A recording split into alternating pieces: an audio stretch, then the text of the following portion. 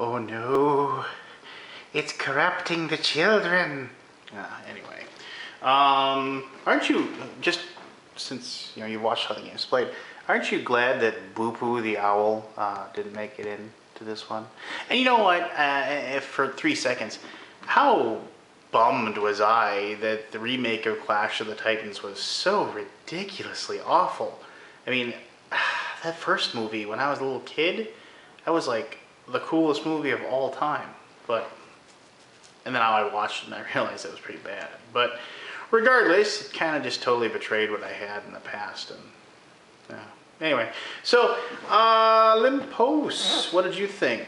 All right. I'll say right from the get-go, yes, you're going to get that small world feel, and it definitely does feel like the creator took what he had with Small World and he transported it over to this game. However, because of the fact that you have those random events, basically with the cards, you have the timer that you want to like take less time so you can do more stuff, but also you don't want to be last so you don't get hammered with the bad events, and you want to be first because you want the good stuff to happen to you. It's a nice tie-in. It's like a time management small world type game. I mean, you move your little colonies around and you collect those resources and you take over those areas and what have you. And it's a really good game. Now, I'll say this about it, however. I've played it, I don't know, I played it several times, both with all 3, 4, and 5 people, and kudos to the game. It actually does scale well with all those because of the fact that you cover up those territories when you have less people, and so then there's less available, as well as also those the cards, as far as the civilization cards that you're able to take and develop. There's less of those available too. And I have to admit that the game plays just as well with 3 as it does with 5, which is weird for an area control game, honestly. And maybe I should be a little more lenient to Small World because it does that as well.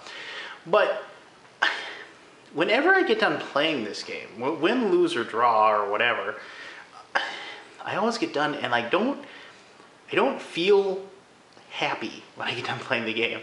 It's almost like I'm relieved once I'm done because it was such a chore when you're making your decisions and trying to figure out the best possible turn to do, especially when you get into your last 2 or 3 turns and you're trying to think ahead and saying, okay, I only have 16 time units left.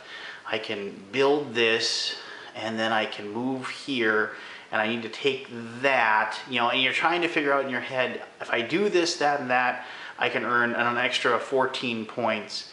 But would it be better if I did this? Would I gain more points doing this? Would it be better if I did that? And you're just constantly got that